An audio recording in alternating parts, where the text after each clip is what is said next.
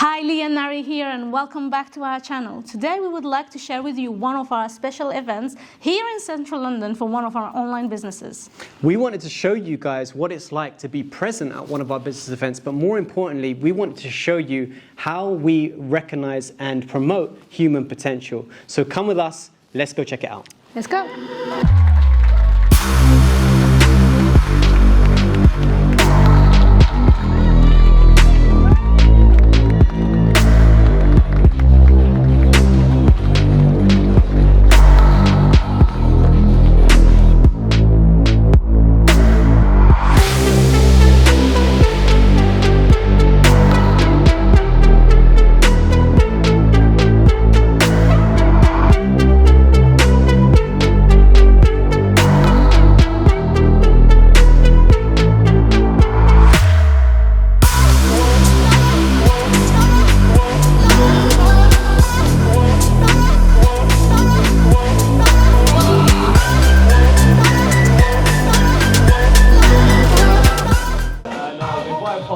Just on behalf of the team, we really do appreciate you guys for your leadership and what you guys do for the organization and just for the whole of Residual Makers. So we do have a small token and a gift for you guys. Now you wasn't expecting it, but if we could just bring it to the front and if you guys just give them a round of applause, please.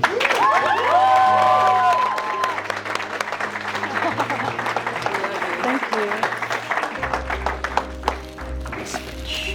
you. Ladies first, right?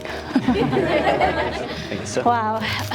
Well, good afternoon, everyone, and thank you for being here today. But before I start the promotion, I want to give gratitude what it's due.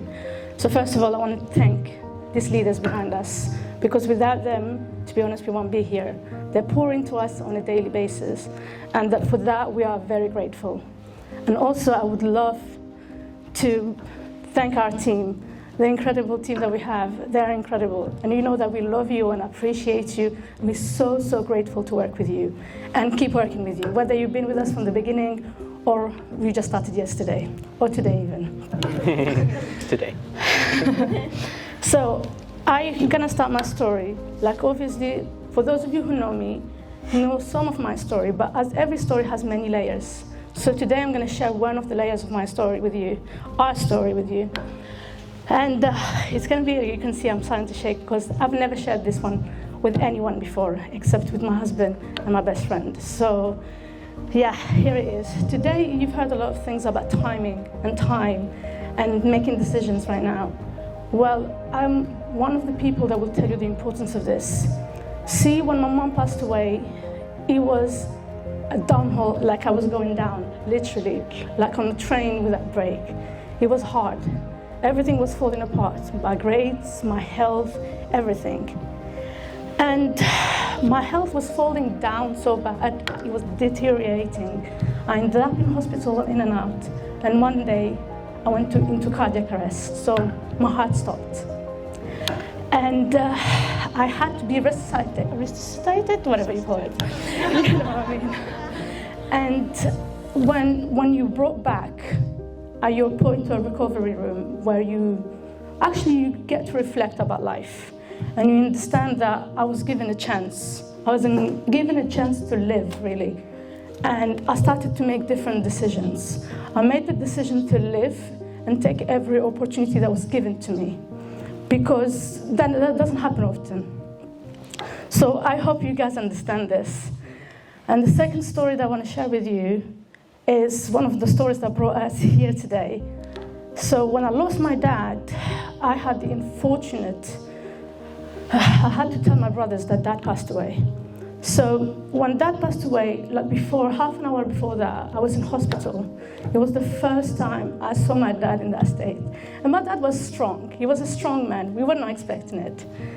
And my dad woke up very faintly and said to me, "Look after Amin." Amin being my youngest brother. I was like, "Don't worry, Dad, I'm here. I'll look after him." I never thought that was the last words I would tell my dad. So when my cousin walked home and he's like, "Nari, be strong," I knew it. I knew it, that was it. It was done. So I had to turn around and look at my brothers in the eyes and be like, "Dad is no more." That's it. We were officially orphans at that time. And I could see my brothers just crumble in front of my eyes. And that's when, like really, I couldn't crumble because I was the elder sister. I couldn't, I had to be strong. But I also understood that their responsibility is on my shoulders now. And that's when we had to make a financial adjustment, because I realized I had no financial literacy. I was working, but that's all I knew how to do. I just knew how to get a job and get a salary, but nothing more than that. But don't worry, Leigh's gonna carry on from here.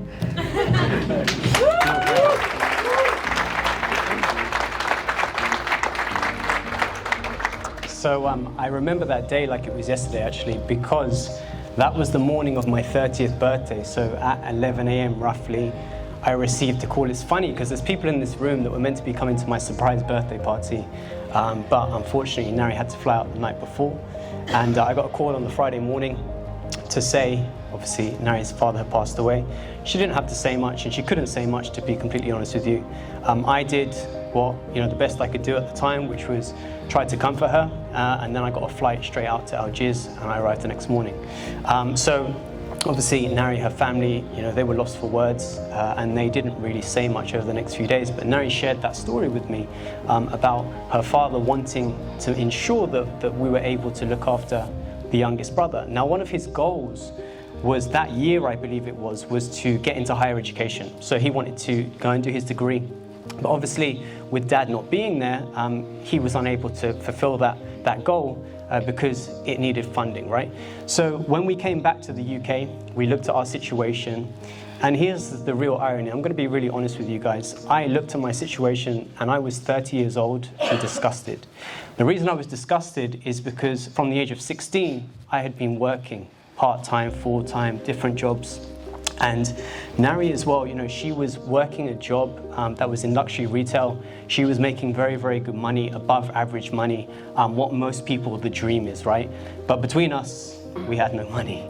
So we really started to put a plan together. But the irony is, for many, many years, when I was 12, 13, 14, I was that guy trying to buy and sell things on eBay. So I always knew I was looking for different income streams.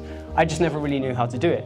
But when that pinnacle point happened in our lives, that was a point where, like Nari was reflecting and reflected, in both stories she shared, I reflected and was like, look, something has to change.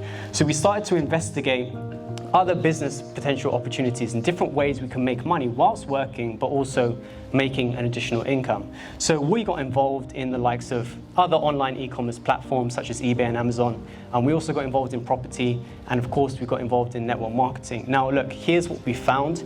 And this is just our opinion, right? But everything in life has challenges.